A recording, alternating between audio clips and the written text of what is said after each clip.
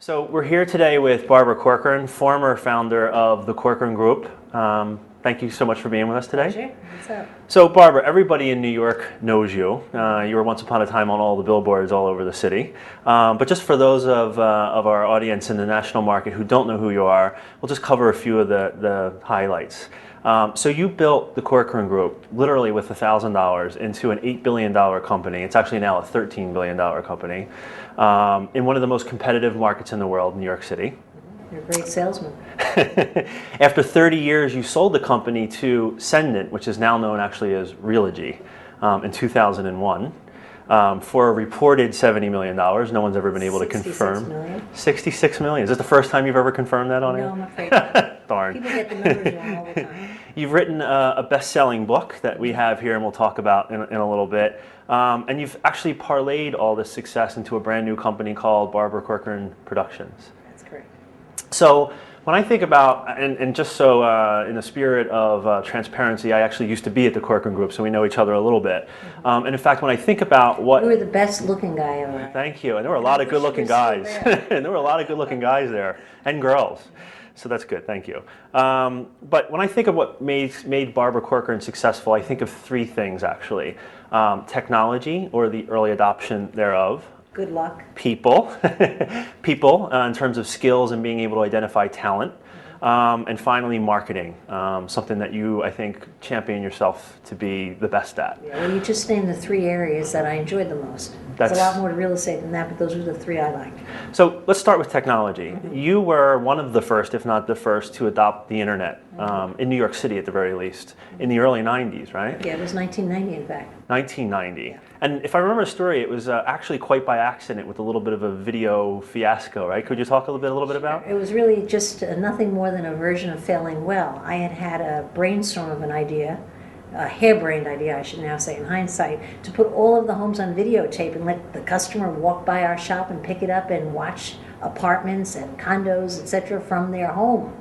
Well, I thought it was a great idea. I spent the $78,000 profit I had that year, the profit for the entire year, the first year I ever made a profit in 1990, and I put all these things on tape and spent the money. Well, of course, no one wanted them, and so it was a terrible idea. So the only reason we went on the internet was to save face. I was trying to save face in front of my 150 salespeople at the time as to how I could have thought of such a stupid idea and failed so miserably. So I told them phase one was videotape and phase two was this newfangled thing called the internet, and I was taking their listings into outer space. And they all applauded. I saved face and went home never thinking for a minute we would have sold anything on this new thing called the internet. So, and in fact, the site has gone on to, like, for 10 years to be an award-winning site, one of the best sites in the country for real estate. Well, after 10 years, it's nice to get all the awards and to be considered the leader in technology, but the most important year was the first year, simply because we were there. Yeah. I mean, we were trying things, chat rooms, virtual tours. We were the first to try everything,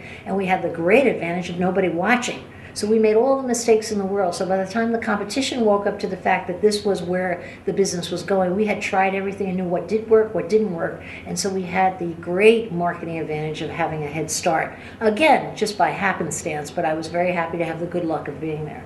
Did you then take that sort of going forward and try to be an early adopter in all kinds of other technologies in the company? Well, this was really nothing more than another early adoption. We were always the first in aggressive brand advertising. We were the first ones to put our name on billboards. We were the first ones to try to make a brand mean something more than find your apartment here. So we were always trying something first, but even that was happenstance, to be very honest, because I was just very often bored.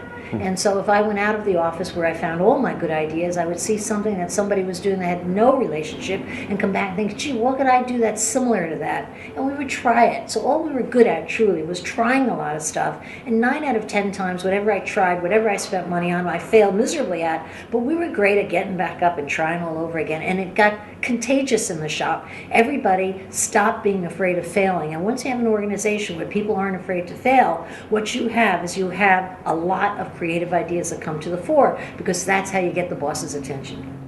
So if you look 5 or 10 years into the future on real estate, what do you think is the next big thing? Well, I might be dead by then, so who the hell knows what's going to be there, right? But 5 to 10 years in the business, I have no idea. I couldn't even take a guess. I do know that the power, in a real general sense, has moved dramatically out of the hands of the real estate broker and into the hands of the consumer. So anything that would underline the consumer taking the power in terms of purchasing property, finding, locating property, dealing with property, is going to happen more and more of, because the ink's already been spilled, and that's what is happening. But what form that will take, who the heck knows? But one thing for sure, if you mix up property and people, it's always an interesting picture. You don't have to worry about that. Empowering the consumer then. Yeah, well, they've taken the power, not empowering them like we let them have it. They Right. took it. The Right. more information in the hands of the consumer, the less powerful the broker is, the less influential they are, sadly, but the more business that's done, because the whole action of finding, bidding, and closing has been sped up thanks to the changes in technology.